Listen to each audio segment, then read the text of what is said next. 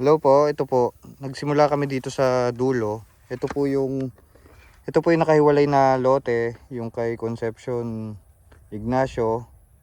Bali, ngayon po, after na ito, papunta kami dun sa isang nakahiwalay pa, tapos ang kasunod yung tatlong sunod-sunod, yung tatlong magkakatabi. Lahat po to 6,600 square meters.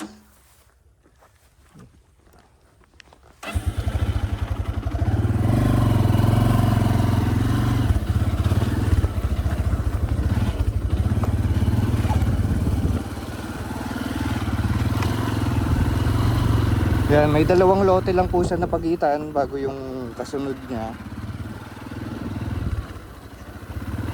Papunta na po tayo sa isang nakahiwalay.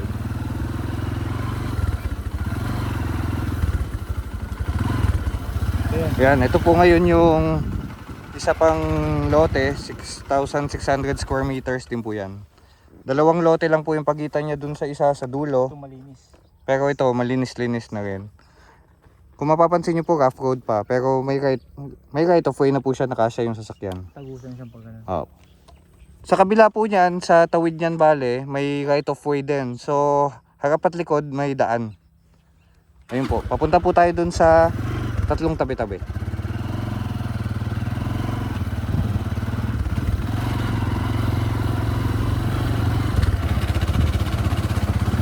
May isang lote lang po na pagitan, doon na tayo sa tatlong tabi-tabi na lote.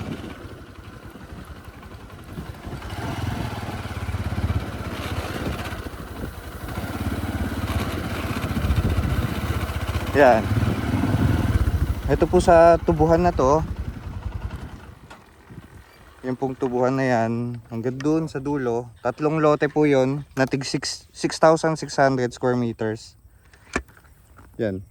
Mula po dito sa tubuhan na to hanggang doon. Tatlo po yan na tabi-tabi. May daanan din po yan dito sa harap niya, kaya lang masukal pa. Wala pang dumadaan. Opo, wala pa pong dumadaan. Ngayon dito po yung way papuntang main road. Tingnan natin gano'ng kalayo. Tingnan po natin gaano kalayo yung sa Tari Estate. At saka sa RCBC po.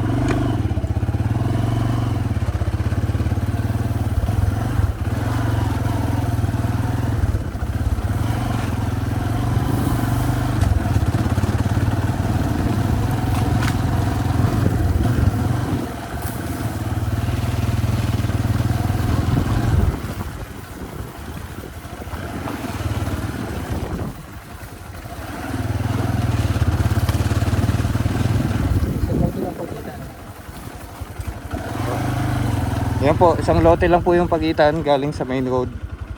Bali second lot po siya mismo. Ito na po yung main road going to... Ay, ito po yung Kutkut side. Doon po yung sa lupa, sa second lot doon kanina. Dito po yung going to Kutkut. Tapos ito naman po going to Barangay Lourdes. Pati yung sa Tari Estate po, dyan po yun. 900 meters lang po yan going to sa barrio ng Lourdes, pati dun sa Tari Estate na hawak ng authorities. Kasunod naman po yung sa RCBC.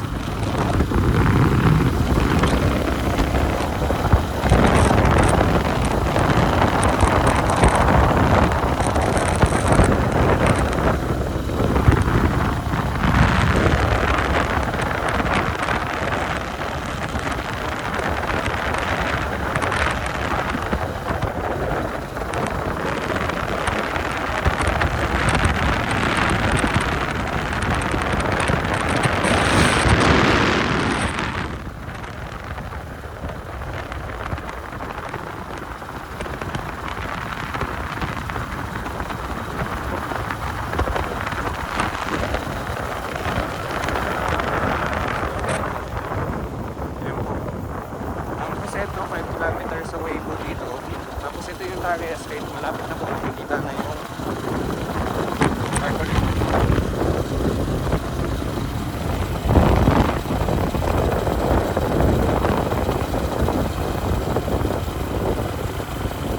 Yan. Ganito lang po siya kalapit sa dinedevelop na Tari Estate.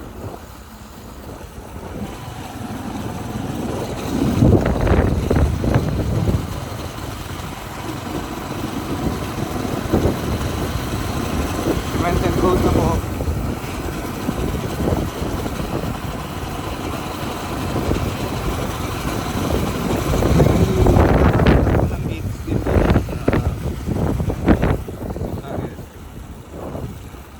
Diretso mo na yan hanggang Lourdes na. Ha? Diretso mo na. Oo, dediretso tayo ng Lourdes. Pakita mo sa akin. Ha? Pakita mo sa akin. Yung? Yung state.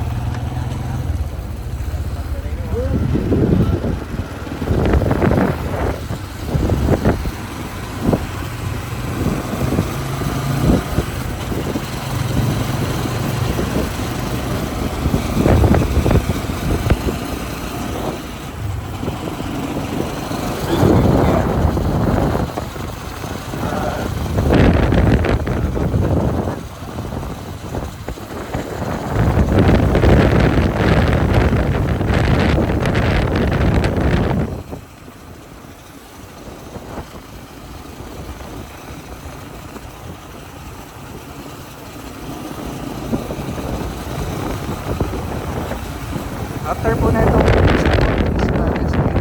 nasunod na po na ito, yung RCBC. Nakabakot po na yan sa right side, RCBC po may-ari niyan. Bali, i-develop din po, nakipag-partner sila sa Boitis. Mga 4 days ago. Yung cement. Oo, yan.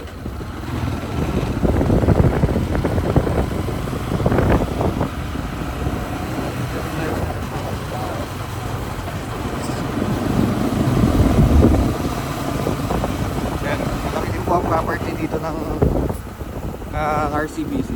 300. And dito naman po sa left side, yan po ang way papuntang Esitex. Lapit lang po ang way. Yan, pag dinire-diretso nyo po yan, pa Esitex po. Yan. Ngayon po, diretso tayo. Going to ano? Barangay.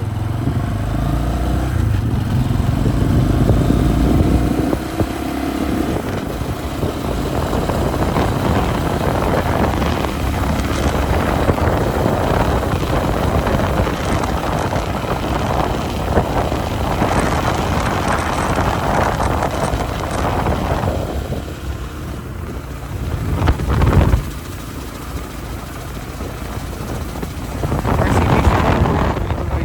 Yung may paabot sa right side.